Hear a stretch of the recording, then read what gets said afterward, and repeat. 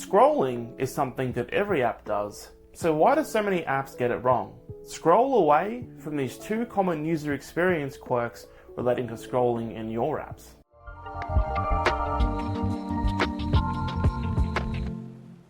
Scrolling is something that even big companies struggle with. There's a couple of simple things to look out for to enhance it in your applications. Whatever you're scrolling is supposed to move for as long as you're scrolling it and then stop on a dime as soon as you touch the screen. In some ways, it's actually a little bit like this fidget spinner, where we spin it, and it spins freely, and we stop it, and we spin it, and we stop it.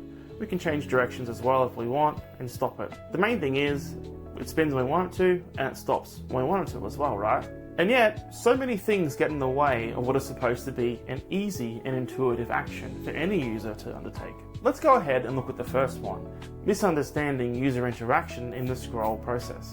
The first example comes from the McDonald's app. Whenever I use this app to try and order something, I'm consistently gobsmacked by how bad the scroll is. Now on the screen there, you can see there's a little circle that represents the touch events for me as I use the app. When we scroll the main page, it scrolls the way that we would expect.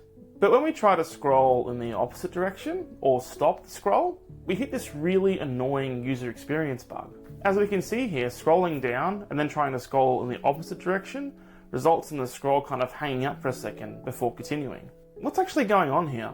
Well, the way that apps scroll have to do with scroll physics. When we scroll in an app, how fast we scroll sets the inertia of that scrolling action, or how fast the page will continue to scroll once we release our finger from the screen. Just like in real life, if we throw a ball hard or throw a ball softly, how far that ball will travel will be different.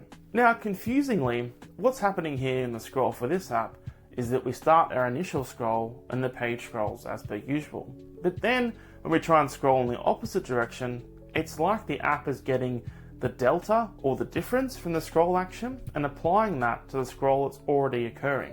But the inertia from the original scroll action is still in play, so we kind of get this floppy rubber banding effect, which isn't very pleasant to use and makes it hard to scroll through the list, to be honest. It kind of just flip-flops around and it's not very precise. Well, why does this happen?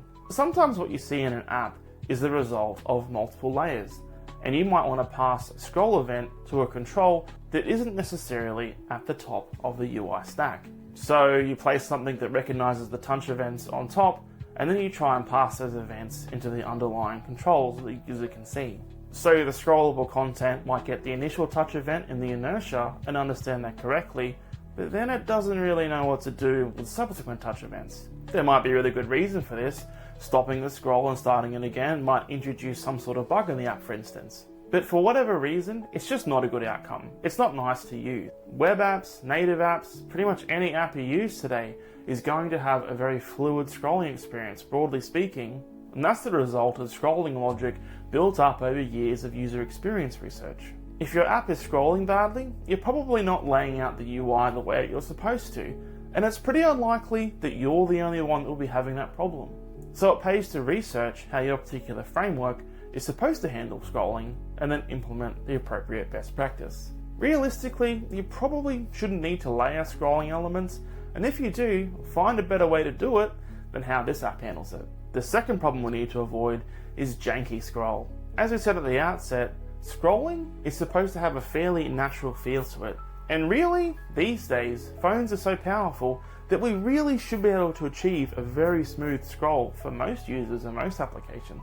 Still, a few simple mistakes can introduce application jank, which can make it seem like your app is stuttering as it scrolls. Now, when we talk about jank, we mean that when you're scrolling, your app is actually dropping or skipping frames because your app is taking too long to render the content and it has to skip some of the frames involved. This can result in a scroll feeling like it's stuttering. We've all seen when apps slow down when in the middle of scrolling, dropping a few frames here and there. But on my phone, a really good example of this in practice is the Oporto's app.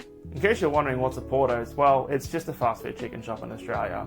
If you don't have one in your country, you don't need to understand the example. But I do feel bad for you that you haven't tasted Oporto's. But anyway, in the Oporto's app, we open it up, we go to the menu, and we scroll down. And straight away, we kind of see that janky scroll where it's not a smooth action. It drops a few frames here and there. The menu page isn't overly complex. For some reason, this page isn't well optimized, It's just some squares and some text and some pictures, right? But maybe those pictures are too big, or maybe that shadow is too complex, or something else is going on here. Whatever it is, the result is that frames are dropped as we're doing that scrolling action, and it makes it feel a bit uneven. But there's also another problem going on here.